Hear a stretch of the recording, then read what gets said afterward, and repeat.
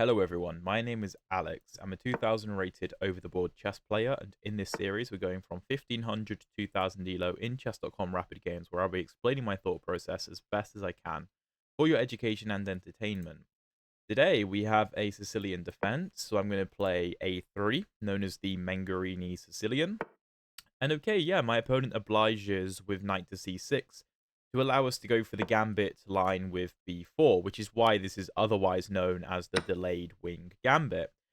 This opening, a lot of people will think is an unnecessary gambit, and that we don't get enough compensation for the pawn that we're sacrificing here. And I think the fact that the videos that I make on this opening get less views than basically any other opening I do, it's interesting because I'm unsure as to why that is. Whether people already have an option against the Sicilian that they like to play, or whether they don't want to play a gambit against the Sicilian. But I'm telling you, Sicilian players do not want to sit back and defend. They're not playing the Sicilian to sit back, defend, play positional chess. They're playing it because they want to try to attack you, right? And they want complication. By the way, I just realized I had to change that to episode 42. And so, by gambiting our A and B pawns for black's C pawn, we have won ourselves the d4 square for a start, because the C pawn is no longer alive, so it can't see the d4 square. By kicking the knight around as well, we have got a massive center, and we've been able to push the knight around while taking it. My opponent plays d5, which is the most common move and the most principled move. Basically, in the Sicilian, normally if you can play d5 within reason, you should play d5. Here, though, it's not so clear, because after e takes and queen takes, my opponent's probably thinking, well, white doesn't have knight to c3 to attack my queen, like in a Scandinavian. So this is just, getting rid of white's e pawn. Oh my god. Getting rid of getting rid of white's e pawn for free. And trading it for the d pawn, which, opens up the light squared bishop, and all is good in the world. Well, we have this very tricky move, knight to a3. So not knight c3 with tempo on the queen, but knight to a3. And knight a3 is a very, very tricky move. g6, I don't think deals with the threat. And the threat should be obvious, right? We want to play knight b5, which we're going to play. Really, black should be trying his best to ensure that c7 is defended. So a lot of people play a move like knight to f6 here, which is no good. I think a move like e6 is far better, because you can try and play bishop to d6 to defend the c7 square. Also, bishop to f5 makes a lot of sense. Personally, I like facing bishop to f5, but bishop f5 makes a lot of sense, because after knight to b5, you can go rook to c8, defending c7, if you don't want to defend it with the queen. But yeah, after knight b5, black has kind of wasted time playing g6, and also, in the very likely event that we play pawn to d5 after this queen moves away to d8 most likely, we also have the added benefit of queen to d4, if we want it, attacking the rook on h8. And black, of course, won't have bishop to g7 in that line, because we would just take the bishop. The bishop is undefended on g7. So this is how tricky the Mengarini is. And I mean, there's lots of chess. I learned it originally from Gothamchess. Gothamchess has played it many, many times. He's beaten some really good players with it. I know who else. Oh yeah, Magnus. Magnus has used this line because it's so effective. I think Will Taylor Chess. He uses it quite a lot as well. I've seen loads of shorts from him on it. So it's a really effective opening, and I've got a whole playlist linked below to every game on my channel in this opening, because I do think it's really, really effective. So queen d7, of course, defends c7. I'm not really sure why queen d8 wasn't played, because this just blocks in the bishop. And I think we have two clear options here. As I mentioned before, d5 is the third... Oh my god, I can't talk. Is the first thing that I am considering. Kicking the knight to e5, most likely. Then we can try bishop to f4. And if the knight moves to like g4, let's say, well, then we get to play knight c7. However, after d5, knight e5, bishop to f4, bishop to g7, defending the knight, feels a little bit trickier. We could play a move like knight to f3 and just try to get him to trade with me. And after queen takes, then we renew this threat. And if a move like e5, we can just take en passant. That seems very nice. The alternative is to play bishop to f4 immediately. However, I'm not thrilled with that because of the move e5. And after takes, queen takes queen, rook takes queen. My bishop is blocked off from seeing c7. But then again, can black actually defend? He could play rook b8 so that it doesn't come with an attack on the rook. But then we can just play pawn to e6, opening up the bishop. So to be honest, I think both options are very, very nice. I think they're both really nice because I don't think e5 quite works. So we're going to go bishop f4. Typically, if you have to pick between d5 and bishop f4, normally you do play d5 first, and then after knight e5, you go bishop f4. But because of this inclusion of the move g6, I thought that things might be slightly different. So I didn't want to immediately play d5. Of course, we'll check with the engine after the game to see what it has to say. I have a feeling that both moves are probably evaluated very similarly. But just through my own calculation, which I just showed you guys, I think, to me, bishop f4 makes the most sense. And quite simply, how does black defend c7? Like, he can't. Also, I like the fact that bishop f4 makes d5 stronger if we get the opportunity to play it, or if we want to play it.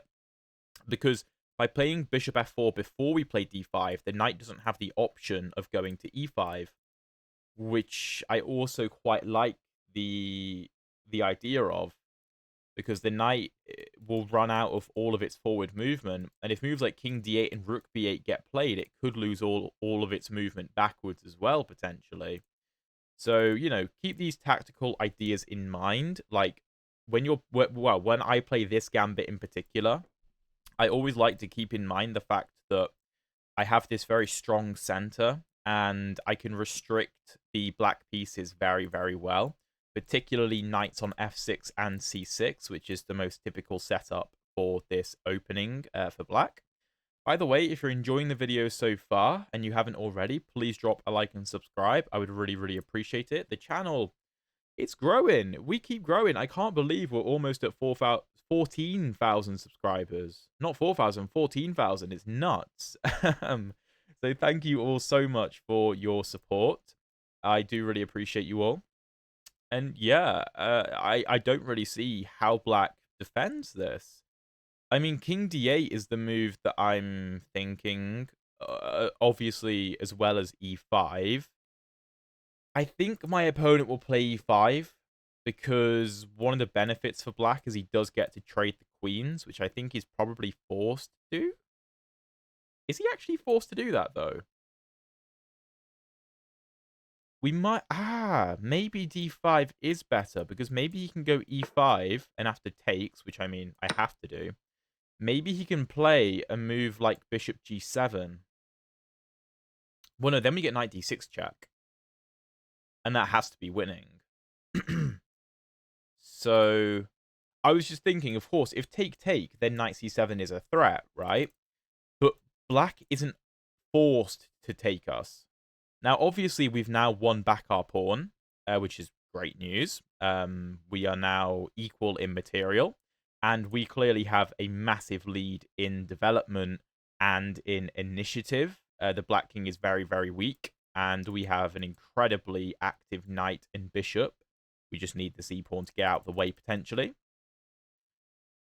I don't think knight d6 is necessarily a good move in all cases, but it's so hard for black to develop here. I mean, if he moves his bishop, he gets hit with this, right? Because he takes his eyes off of d6. If he develops his knight, then he gets hit with this because his bishop can't see that square anymore.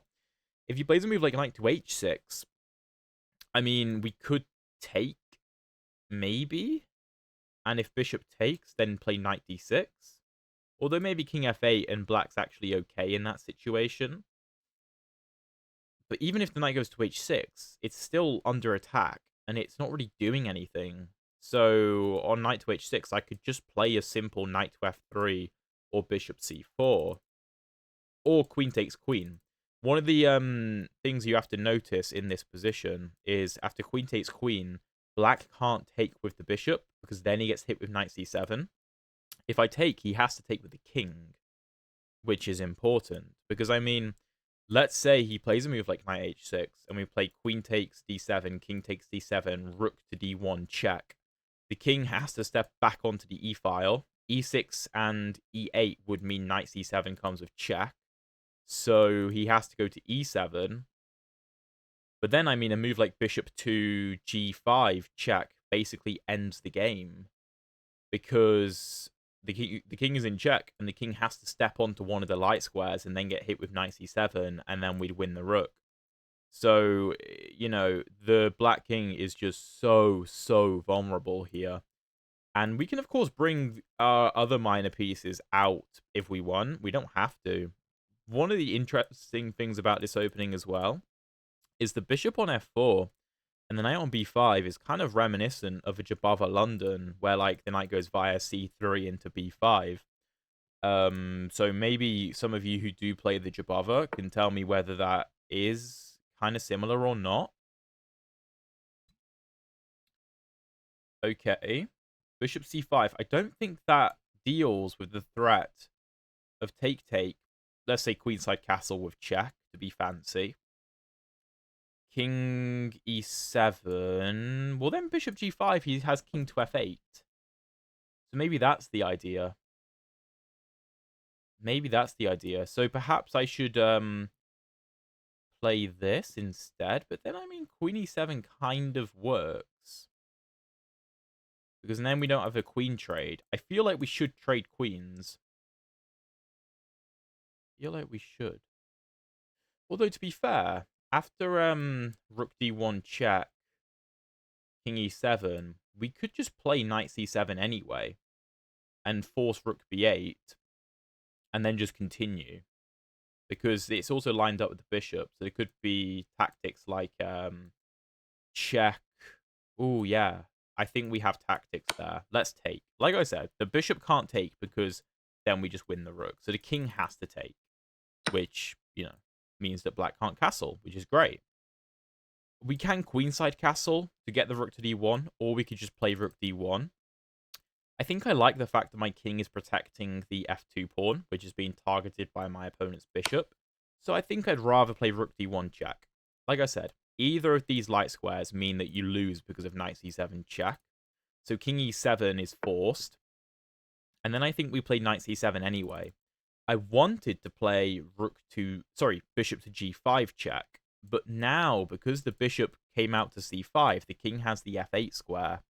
And then knight c7, of course, doesn't come with a check. So I think we should play knight c7 immediately. With tempo on the rook, only one move, which makes calculation much easier. And my plan was knight to d5 check, followed by pawn to e6. I thought that was quite interesting. So let's say knight to d5. Let's say king to f8. Pawn e6. Rook b8. How do we continue? We could take king, take bishop c4 check. That looks killer. Yeah, I mean, we don't need the queens on the board to attack. We also have a knight that could come to g5 if we want. For some reason... Oh, I didn't actually consider that. But I suppose we just have bishop to c4, no? It's a very bold move. I mean, obviously now we can't play pawn e5 because the king is in the way. We could go back and then play pawn e6 even. But after pawn takes... I mean, we can't come back with check, because after pawn takes, bishop takes, knight takes, we are down 2 pieces and a pawn for a rook, which is not a good trade. If bishop c4, b5, we can just come back to a2. That's not a problem. The king is running out of squares. If knight to a5, we can go back. The bishop can just tuck itself away. And these discovered checks are looking pretty deadly. The king is running out of squares. He really is. If he steps over to f5, I mean, he's just completely stranded in the middle of the board. Worst case, we can always bring a knight via e2 into g3 to hit the king and force him even further into our territory. And if the king steps onto the d file, then of course he lines himself up with the rook, which seems very risky. Not to mention the fact that we could play a move like e6 with check, opening up the attack on his own rook. So this is a very interesting position, and yeah, because like normally when queens come off the board, the kings are relatively safe, but because of the lack of pawn cover, like black has no central pawns, no c, d, or e pawns, and he only has 2 pieces developed, and we have open lines against the king. We have more space, which is limiting the ability of the black pieces to develop and kind of come to the king's defense. So, although we don't have a queen, which does, of course, make attacking much more difficult, we can still attack the black king and try and use the weakness, particularly of this rook, against him, which I think is a skill that a lot of people struggle with when they play chess, like trying to attack without their queen. But it's an important skill to learn. Whoa. Well, doesn't that just lose on the spot to knight b6 check? Let's think. Or knight to f6 check. Basically, I'm just trying to gang up on this bishop. Check. King f5 would be the only try, because then if I take, maybe you can take my bishop. But even then, I can just take the c5 bishop, so I don't think that works at all. Check here. Yeah, I can just take the bishop. Nice and simple. And of course, this comes with discovered check, which is the whole point. And that's why I was expecting a move like knight to a5 to try and... Okay, well, no, that's just not resilient. Because now I'm just win on the spot after rook takes d7 check.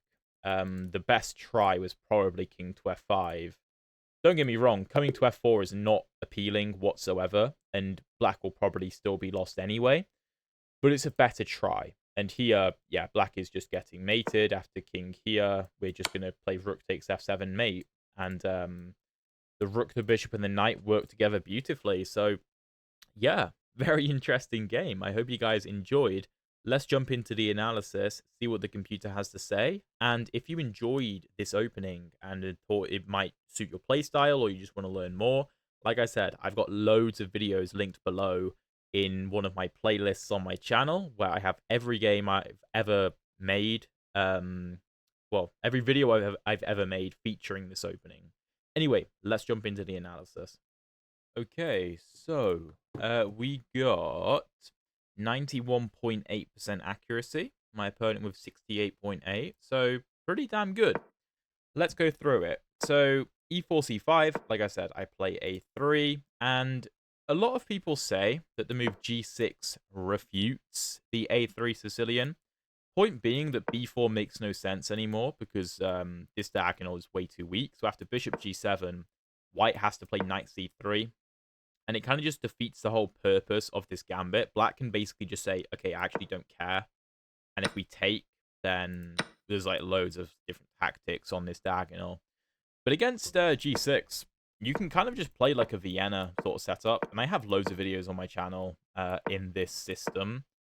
So even after a move like knight g to e7, which is one of the main moves, you can get some incredibly fun games after like h4, d5, h5. I've had this kind of thing quite often. And a move like d4, for example, and black is almost lost after knight c to e2. This is just crashing through, and it's very, very fun. Don't get me wrong, I'm not saying that it's always winning or anything, as my titles may sometimes suggest. But it's pretty damn good. I score so well with it. But my opponent goes knight c6, and we go b4, and we sack a pawn. Now, what do we get for that sacrificed pawn? Well, we get space. and we get very fast development, right? Our bishops don't actually have to be outside of their home squares to participate in the game. Because bishops can, like, they're snipers, right? They can see a long distance. It's very easy for them to get involved in the game.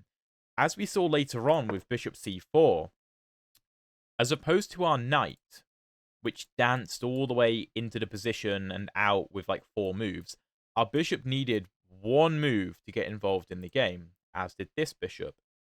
So having the open lines for the bishops to use is a massive plus. And my opponent goes d5, which is a principled approach. It's the most common approach. It's not that good, though. So after take, we go knight to a3. And this is dangerous.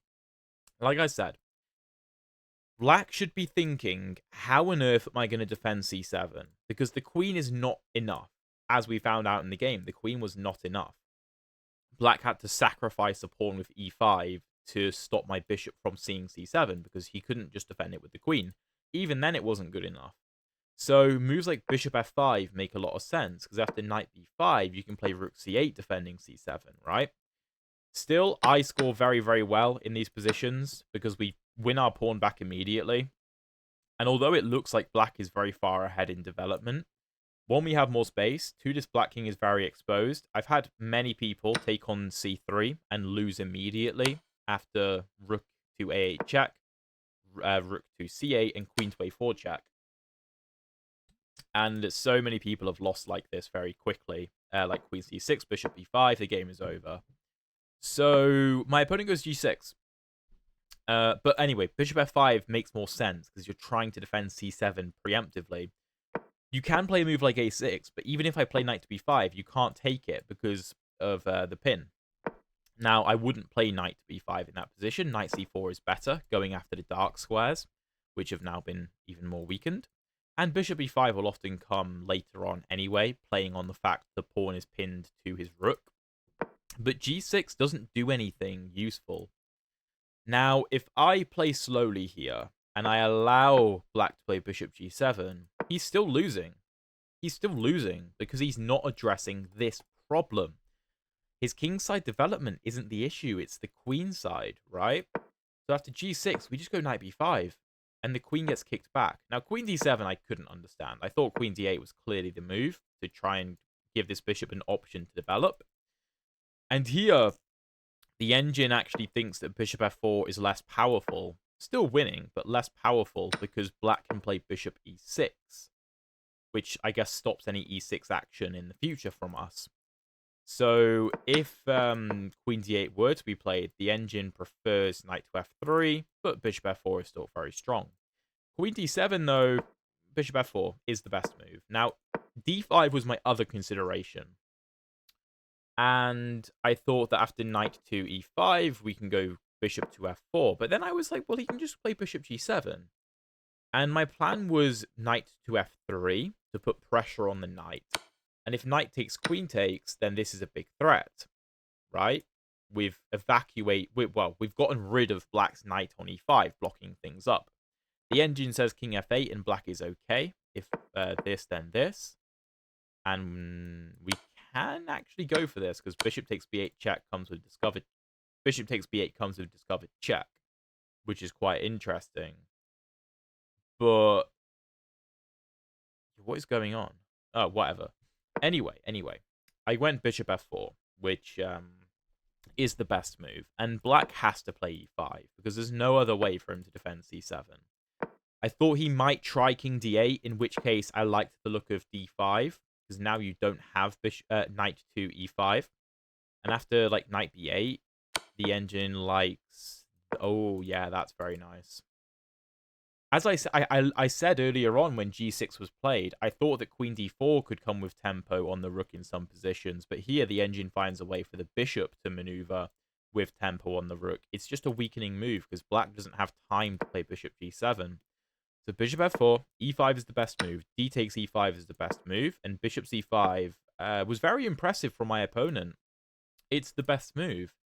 The problem is for black, you can't take. Now, I initially thought that he would, but I realized, well, no, actually, because I can't play this if he keeps the queen on the board. After takes, black is completely screwed because this is on the way and he has no way of stopping it. If he does this, then I just have e6 anyway, and you're still losing the rook. So you would have to play king e7, but I would still play knight c7, and I mean, you'd still be losing. This was my initial plan. And after f6, ef6, knight f6, there's knight d5, and yeah, just game over. So bishop c5 was a great find. I took on d7. Computer also liked knight to f3, which I considered. But I thought that black could now take, because he could go king f8. I thought this was playable.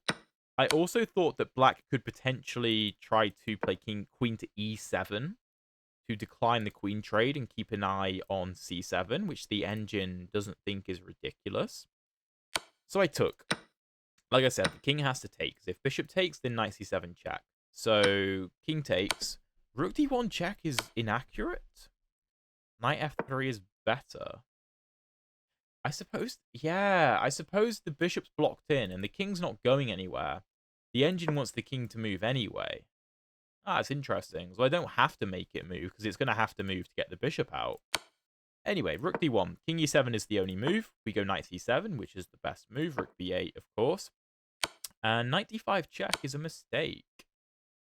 So here, bishop c4 is the preferred move, which is a move that I, of course, considered. And if bishop f5, it just wants to keep developing. Oh, right, this knight can't develop. So we're in no rush. We're in no rush. Right, material's equal anyway. Let's say rook c8. Not even a check, but knight b5. Looking at d6. Because again, the king has to move regardless to let the knight into the game. And here the engine thinks, yeah, I mean, we're crushing. How do you even defend that? a6, bishop takes, and then knight d8. Right, okay. I mean, that's miserable. I played knight d5, and my opponent should have played king to f8. Here, I didn't want to play e6, so I thought he could take, and then, oh, no, sorry, this was my plan. What am I on about? He can't take two pieces at once. So let's say knight takes and knight to f4. I mean, we're just up in exchange for well, he has a bishop and a pawn for a rook, but the black king also sucks. So I probably would have gone for this. So calling it a mistake, I'm not sure about that. But king to e6, bishop c4, knight to f3 was also good, but black is completely screwed, and bishop d7 is the game-losing move. I mean, what can black play here, in fairness? The king does not have many squares. The engine's top move is g5. And after this, it wants to come to f5 and run away to g6, I suppose. Not a very human approach at all. So bishop d7, we go knight to f6 check. And obviously my opponent makes our life easy by resigning after this because he was about to get mated. The more resilient approach was clearly king to f5, and the engine finds mate in 4 after g4, knight h3, knight d7, and bishop d5, which is very nice. But I was going to just take this, with the idea that after king takes f4, I have knight takes c5, and I'm still up a piece, and the king is still stranded. So that's what I was going to do. But yeah, my opponent made our life a bit easier and resigned on move 18. So yeah, I hope you guys enjoyed this video. I hope you learned a lot. Check out this video up here if you want to see another very interesting game in the Mengarini Sicilian that we just played. And if you want to see the previous episodes of the speedrun, check out the playlist down there. Thank you very much for watching, and I'll see you in one of those videos.